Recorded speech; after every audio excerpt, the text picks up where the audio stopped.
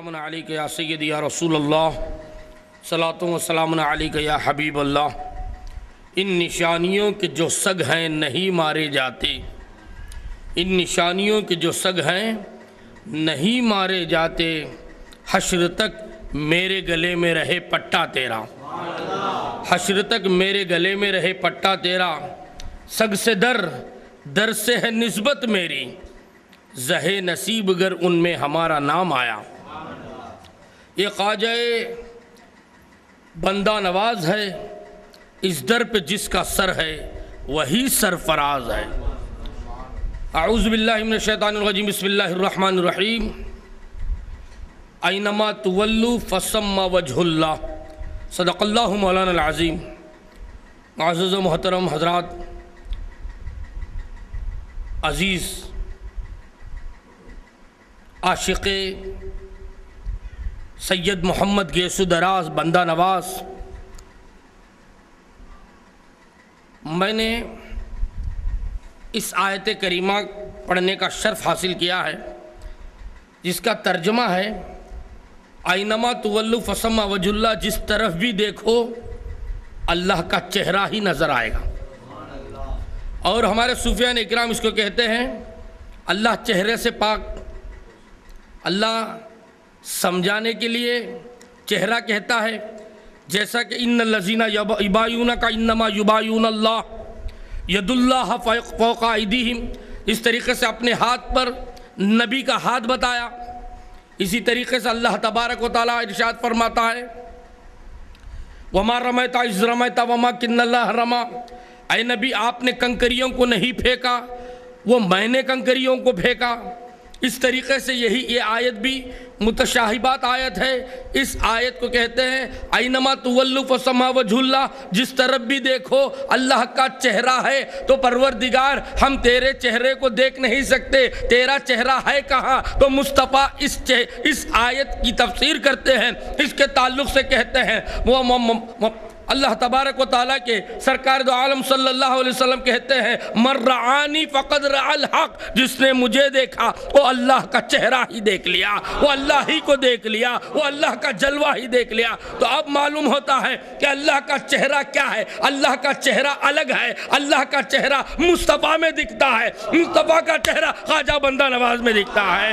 تو ہم نے حضور کے چہرے کو دیکھنے کے لیے نکلے، زیارت کے لیے نکلے، تو سرکار بندہ نواز کے چہرے کو دیکھنے کے لیے نکلے، سرکار دو عالم صلی اللہ علیہ وسلم کے چہرے کو دیکھنے نکلے۔ آج وہ گنبد کا کلش چمک رہا ہے، آج وہ گنبد چمک رہا ہے، تو معلوم کیا ہوتا ہے؟ تو خواجہ بندہ نواز کا گنبد ظاہر نظر آتا ہے، حقیقت میں اللہ کا جلوہ نظر آتا ہے۔ آج ہم اللہ کا جلوہ دیکھنے کے لیے شہر مدرس سے یہاں پر آئے ہیں، آج پروردگار کا قرب حاصل کرنے کے لیے بندہ نواز کو دیکھنے کے لیے آئے ہیں۔ آج اگر ہم آئے ہیں تو دیوانے بن کر آئے ہیں، کس کے؟ پروردگار کے دیوانے بن کر آئے ہیں۔ جو اللہ کا دیوانہ ہو جاتا ہے، جو اللہ کا عاشق ہو جاتا ہے، جو اللہ کا ولی ہو جاتا ہے، اللہ کا دوست ہو جاتا ہے، اس کو بندہ نواز کا دامن ملتا ہے، اس کو بندہ نواز مل جاتے ہیں۔ آج بندہ نواز کے چراغیں ہیں، حقیقت کیا ہے؟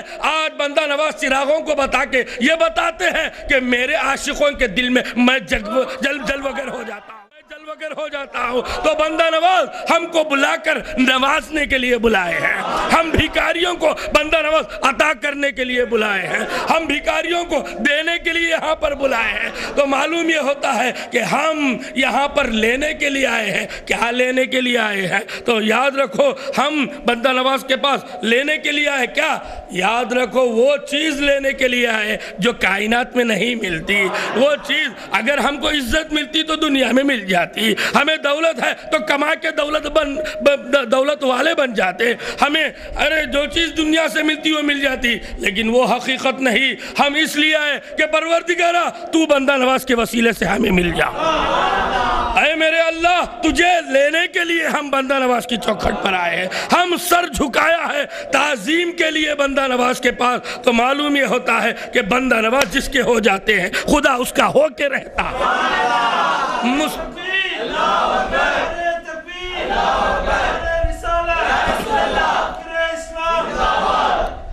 جس کے بندہ نواز ہو جاتے ہیں خدا اس کا ہو جاتا ہے۔ تو اب میں یہی کہوں گا کہ جتنے بھی ان کے آستانے پہ آ کر ان کی چوکھٹ کو بوسہ دے لیا وہ ولی ہو گیا، وہ دوست ہو گیا۔ تو معلوم یہ ہوا کہ ہزاروں کے لوگ، لاکھوں کے لوگ، انگنت لوگ یہاں پر آتے ہیں۔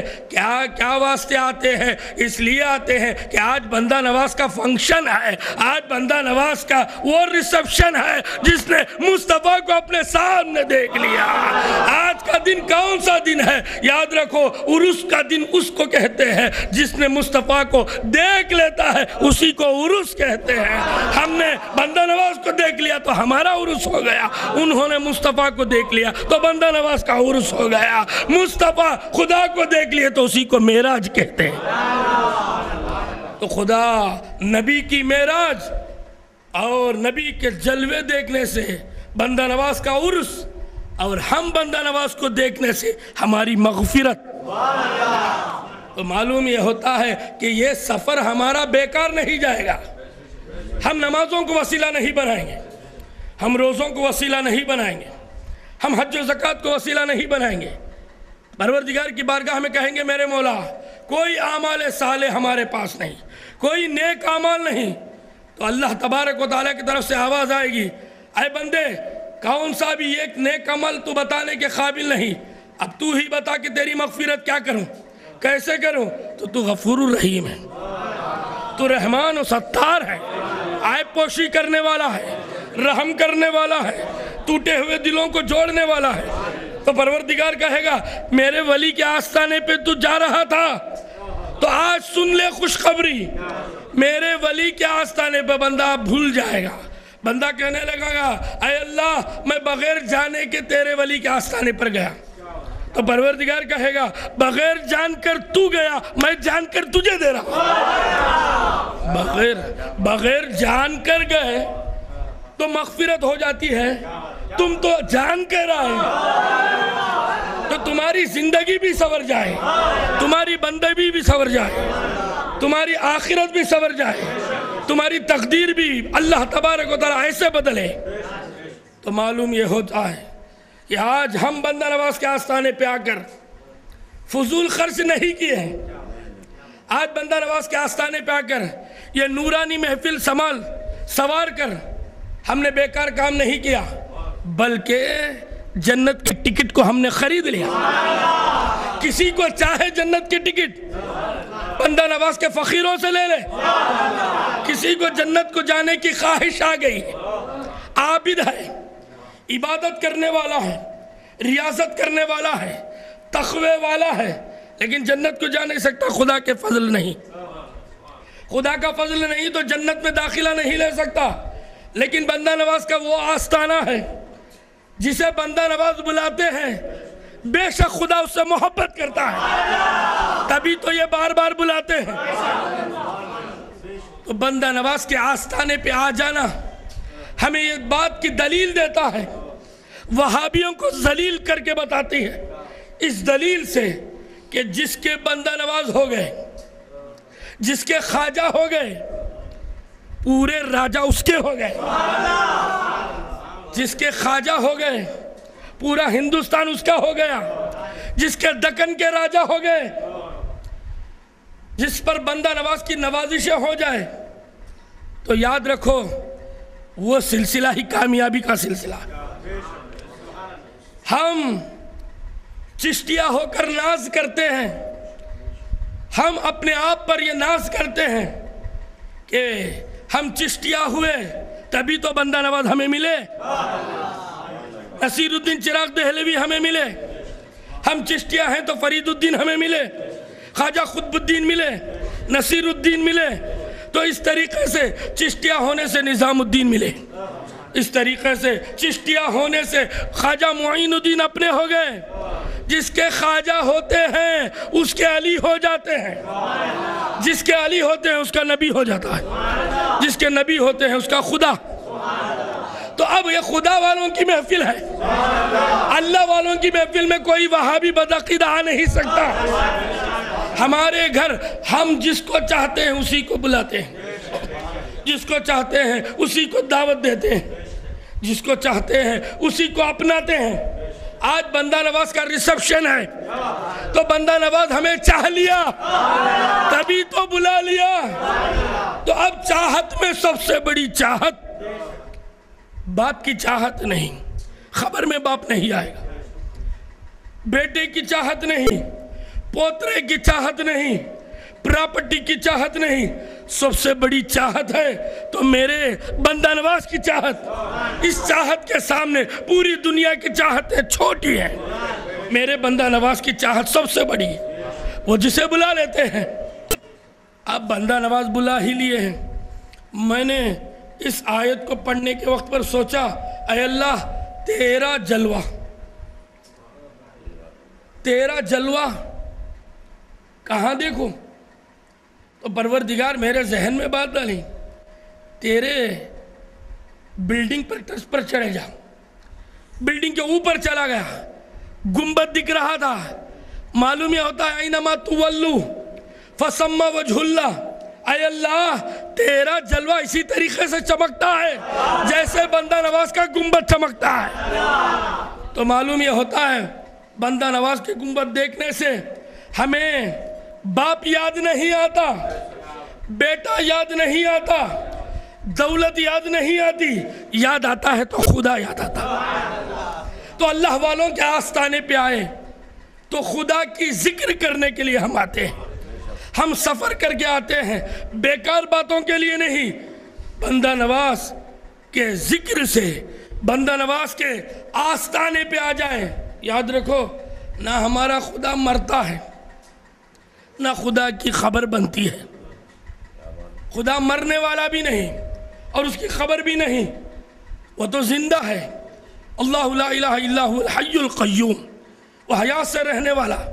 تو اب میں سوچا اے اللہ تو قرآن میں کہتا ہے یا ایھا الذین آمنوا اتقوا اللہ وکونوا مع الصادقین، اے ایمان والو تقوی والے ہو جاؤ اور میرے سچوں کے ساتھ ہو جاؤ۔ میں جب سچوں کے ساتھ ہونے لگا، میرے پیر و مرشد کا دامن میں نے تھاما تو میرا پیر و مرشد میرے سے پردہ ہو گئے، ان کے پیر و مرشد ان سے پردہ ہو گئے، ان کے پیر و مرشد ان سے پردہ، یہاں تک کہ نصیر الدین چراغ دہلوی، یہاں تک کہ خواجہ بندہ نواز غوث الدراز۔ میں سوچ رہا تھا کہ اے اللہ سچوں کے ساتھ ہونے کا تو وعدہ کیا، تو حکم دیتا ہے، جب میں ہونے آیا تو بندہ نواز میرے سے پردہ ڈال لیے۔ تو پروردگار کہتا ہے پردہ ڈالنے کا کام میرے اولیاء کا نہیں، پردہ اٹھانے کا کام میرے اولیاء کا کام پردہ اٹھانا ہے۔ میں نے کہا پروردگارہ کیسا پردہ یہ اٹھاتے ہیں، کیسے یہ دکھتے ہیں؟ کہا دیکھ میرا چہرہ دیکھنا چاہتا ہے، میرا جلوہ دیکھنا چاہتا ہے، بندہ نواز کی چوکھٹ پر چلے جاؤ۔ بندہ نواز کی چوکھٹ پر جب میں گیا تو ہزاروں کا مجمع، لاکھوں کا مجمع سر پر پھول رکھ کر سب کے سب تک رہے ہیں، چہرہ دیکھ رہے ہیں، سب کے سب انتظار میں ہیں بندہ نواز کا جلوہ دکھ جائے، بندہ نواز کا چہرہ دکھ جائے۔ تو میں نے جب اندر گیا تو ایسا معلوم ہو رہا تھا کہ بندہ نواز بیٹھ کر ریسپشن میں ہمیں بلا رہے ہیں۔ تو ہمارا سفر بیکار کا سفر نہیں، اولیاء کے آستانے پہ آنا۔ یاد رکھو کوئی 70,000 بار مر کے بھی زندہ ہو جائے، خدا کی خبر نہیں پکڑ سکتا۔ کیوں؟ اس لیے کہ خدا کی خبر نہیں، یہ خیبر خبر، خابر خبر، خدا کی کوئی مزار نہیں۔